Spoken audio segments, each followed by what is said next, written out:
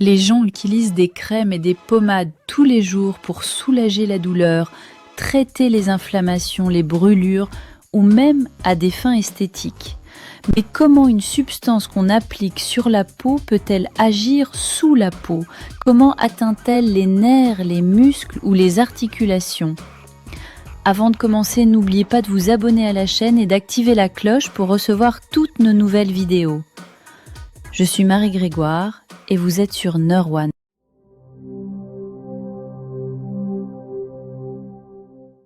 Comment les crèmes traversent-elles la barrière de la peau? La peau n'est pas seulement une enveloppe extérieure, c'est une barrière défensive redoutable, conçue pour empêcher toute substance indésirable d'entrer. Pourtant, certaines crèmes et pommades que nous appliquons à la surface de la peau parviennent à calmer la douleur ou à réduire l'inflammation, comme si elles agissaient de l'intérieur. Comment ce miracle discret est-il possible? En réalité, tout repose sur la science. La majorité des crèmes médicales contiennent des agents vecteurs, comme des lipides ou de l'alcool, qui ne servent pas uniquement à hydrater la peau, mais à faciliter le passage du principe actif à travers l'épiderme. Imaginez la peau comme un mur épais, et ces substances comme des clés chimiques qui assouplissent temporairement les briques, pour laisser passer le médicament. C'est là qu'entre en jeu un concept crucial en pharmacologie, la pénétration transdermique, transdermal delivery. Cette technique permet aux médicaments de franchir les couches superficielles de la peau, voire même d'atteindre la circulation sanguine. Mais attention, toutes les crèmes ne fonctionnent pas de la même façon. Höllerdo d'ici Vésilcise, la prépogeant au son peu d'isolapréséchon. Certaines agissent localement en ciblant les terminaisons nerveuses proches de la surface pour soulager la douleur ou l'irritation, comme les crèmes contre les piqûres ou les brûlures.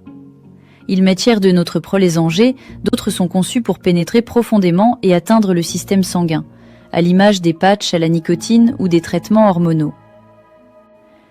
Ces dernières utilisent des molécules microscopiques spécialement formulées pour passer à travers les couches cutanées, tel un infiltré discret qui avance sans se faire repérer. Le secret ne réside donc pas seulement dans la crème elle-même, mais dans sa conception intelligente et dans sa capacité à franchir la barrière cutanée, sans déclencher l'alarme biologique. C'est là toute la beauté de la science, une simple pommade pour un effet en profondeur. Comment les crèmes soulagent-elles la douleur? Quand vous avez mal au dos ou aux articulations et que vous appliquez une pommade, est-ce juste une sensation de fraîcheur ou de chaleur? Ou y a-t-il un vrai effet thérapeutique derrière?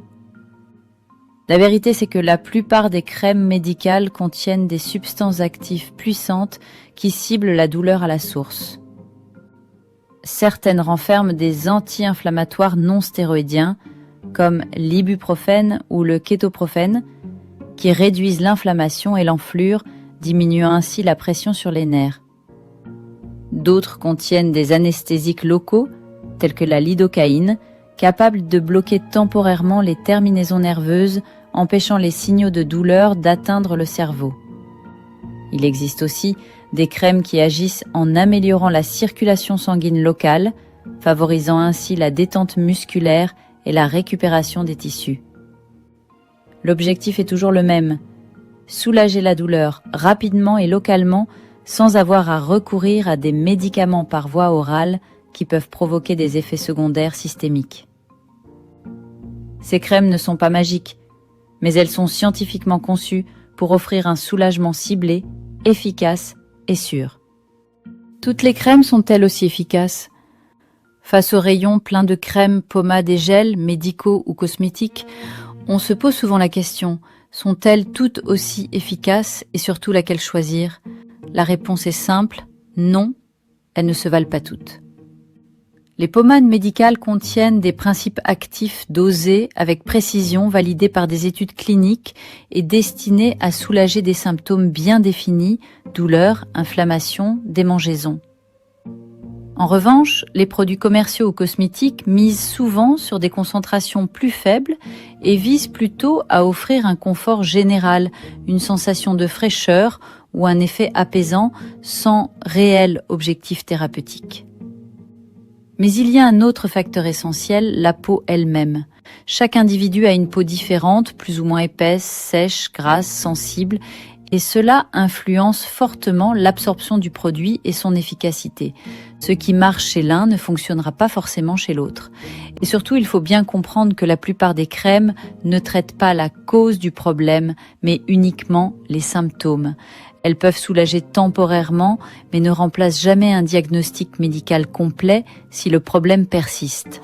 Et voilà, maintenant vous savez comment fonctionnent les crèmes et les pommades que nous appliquons sur notre peau. Ce n'est pas de la magie, mais le résultat d'une interaction complexe entre la peau, les substances actives et le mécanisme d'absorption. Certaines soulagent rapidement, d'autres prennent plus de temps ou ne sont pas aussi efficaces selon les personnes.